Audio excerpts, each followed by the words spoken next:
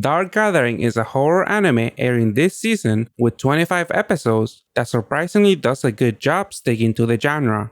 As of recording this, only 5 episodes have aired, and we can't wait to discuss how the show is doing so far. We have high expectations, and we have an interesting theory about one of its main characters. Before we get into our theory, I'll briefly mention where the show stands with us.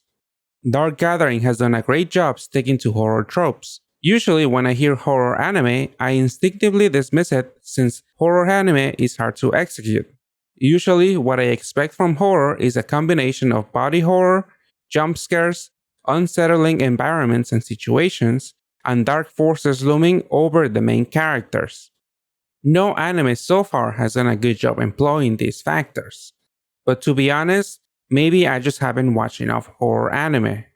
A quick Google search gave me these suggestions, and I wouldn't consider them falling primarily under horror.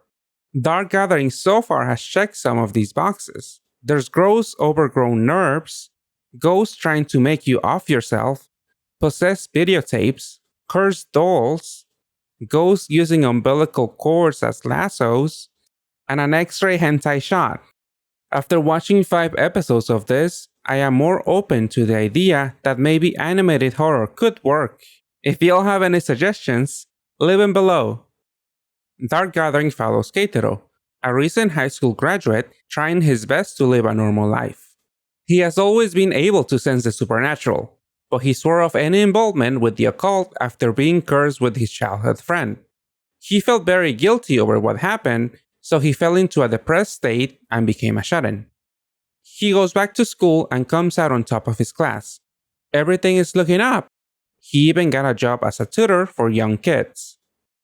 Unfortunately, his first job is tutoring a very creepy girl that loves the paranormal. Her name is Yayoi, and her dual pupils in each eye allow her to see spirits roaming about in the world of the living. To Keitaro's discontent, Yayoi drags him along to hunt for spirits, and he reluctantly comes along after being convinced by his childhood friend, Eiko. She also happens to be Yayoi's guardian, and they have been living together for over a year. Our trio is formed, and they go after a ghost hunting a phone booth. At the end of the day, Keitaro complains about the whole experience. Then, Eiko tells Keitaro that Yayoi's parents died in a car crash, and that Yayoi is searching for her mom's spirit, as the mom's spirit was seemingly taken by some other spirit. Overwhelmed by compassion, Keitaro decides to join Eiko and Yayoi for more paranormal excursions. Yayoi has a clear goal, but Keitaro didn't want anything to do with spirits. He just wants to live a quiet life and is being dragged along against his wishes. Or so he says. Eiko calls him out. She says that he loves to feel fear, and that he did actually enjoy dealing with the phone booth ghost. Up to this point, Eiko had been somewhat of a cheerful airhead, but this line made us think that there is something else going on with Eiko. Something more sinister. Eiko is the main character's childhood friend who reintroduced him to society. In the movie Sixth Sense, Bruce Willis's character helps the kid, Cole, do pretty much the same thing by helping him embrace his supernatural ability so that he can live a normal life. Spoiler alert for a 23-year-old movie, it turned out Bruce Willis was a ghost all along. The first time I watched this movie, I called the twist. And here, I am going to provide evidence why I think Eiko is a ghost as well. In the opening, Eiko is first introduced as a sinister figure, looming over Keitaro as he falls deeper into the supernatural. The ending cycles through all the main characters, one of which hasn't been introduced yet, but Eiko is last, and then it transitions to a ghost. Maybe this ghost will be a recurring character too, but for now, it looks like it might be a hint. Eiko is related to the girl who just so happens to be able to see the supernatural world after a horrifying accident. What are the chances she is connected to the two people who can see the supernatural world, and hence explains why they can see her? Now, the counterpoints to this theory are the following. How can she appear perfectly fine on camera while another spirit haunting Keitaro's right hand is warped? How can she operate a phone? How can she drive? To these questions, my answer is she's always wearing 2 gloves. Maybe that's how she can touch things. Maybe she is controlling physical objects to interact with the real world. It's later revealed in episode 3 why she wears 2 gloves. I loved how clues were sprinkled throughout the first few episodes. The reason is the same as Keitaro's. Both of them were cursed by the same spirit that caused nerves to grow on one hand. Now this reveal led to more questions. Why doesn't Eiko need her hand to be exercised like Keitaro's hand?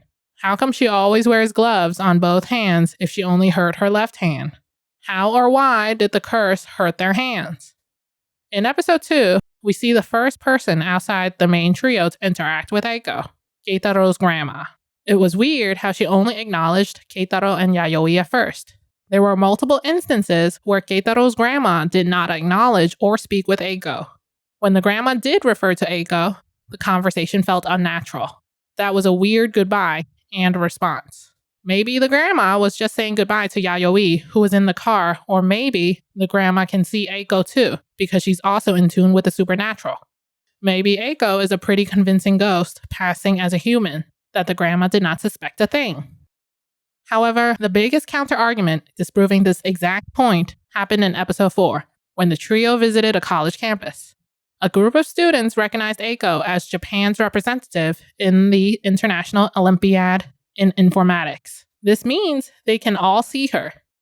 However, I still don't buy it. She is that good at passing as a human.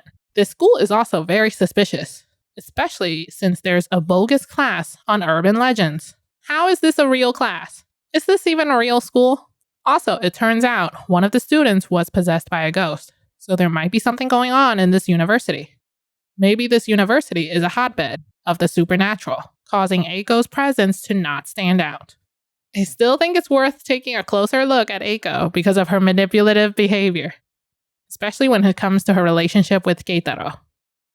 Eiko's relationship with Keitaro is beyond peculiar. The premiere gave me chills because Eiko's voice actress did a great job with her ominous delivery.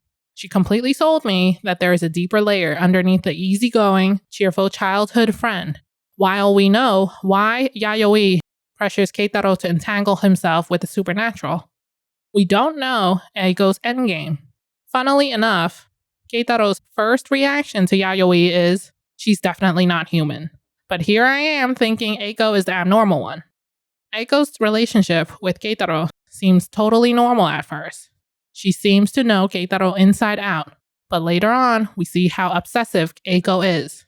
Somehow, Eiko was also able to locate Keitaro immediately in a few instances. Well, it turns out Eiko is constantly spying on Keitaro. She even designed a program to monitor his body temperature.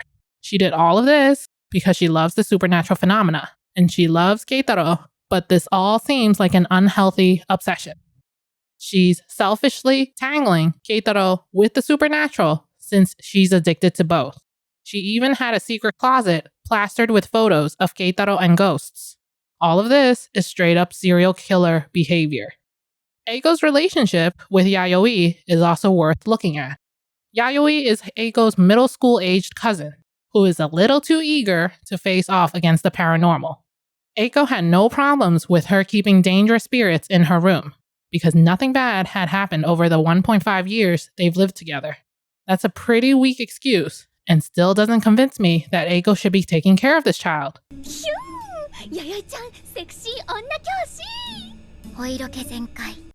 Who let a young adult be this child's guardian? If anything, maybe Yayoi is aware Eiko is a ghost, and Yayoi is using her to accomplish her own goals. They both live in a big house, with no other relatives around. Maybe this is an abandoned house Yayoi escaped to after her accident. Yayoi is very independent and adept at dealing with spirits, so I wouldn't put it past her being a mastermind that has fixed her living situation and recruited her dead cousin. Speaking of their living situation, how come Eiko couldn't spare money to pay for the car damages and medical expenses in episode 3? Wait, when did Eiko die? Back in middle school, when both Eiko and Keitaro were cursed. She died then, and that's why Keitaro became a shut-in. Because they both cared deeply for each other, maybe these feelings, plus Keitaro's survivor's guilt, held back Eiko's spirit in the world of the living. Just like in Sixth Sense, Bruce Willis's ghost also had unfinished business in the world of the living. So now we have Keitaro in denial about his friend's passing, and Yayoi using her dead cousin to find her mom's spirit. I'm actually surprised you didn't make a comparison to Yuta and Rika from JJK. There are a few parallels you can make if you suspect Eiko is some sort of spirit. Like you said, Keitaro somehow held back Eiko's spirit while he was depressed after her death. Maybe he has another power other than detecting spirits. Maybe he has some sort of cursed energy technique that keeps Eiko's ghost around. Keitaro could possibly be, just like Yuta, a distant relative of Gojo's, and has immense amounts of cursed energy and techniques that manifest his dead friend. Now, I want to see Keitaro and Eiko fight against Yuta and Rika. Screw that. Make it Keitaro and Eiko versus Gojo. Nah, that'd be dumb. We both know Keitaro would win. He is way stronger since he can fully materialize his dead friend. Wow. My final piece of evidence is Eiko's catchphrase. She drives the group to every haunted destination, and every time she would say, "Let's ghost," which could be a silly pun, since they're searching for ghosts. But what if it's a clever use of foreshadowing for the eventual reveal? In summary, something is very wrong with Eiko. Oh wow, very interesting. You know, there's this other show where a ghost has a similar catchphrase. Going ghost! Eiko might very well be a phantom. I wasn't fully convinced when you first brought it up after episode 1. But now with all this concrete evidence, there's 100% no doubt in my mind that Eiko is a ghost. Thank you for watching. We really enjoy watching this show and speculating on this theory. Even if it ain't true, we had fun coming up with this theory. Give the show a try if you're interested in the horror or supernatural genre.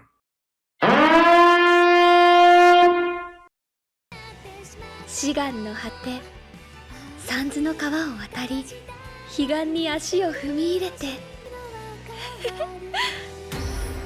ケイ君、捕まえ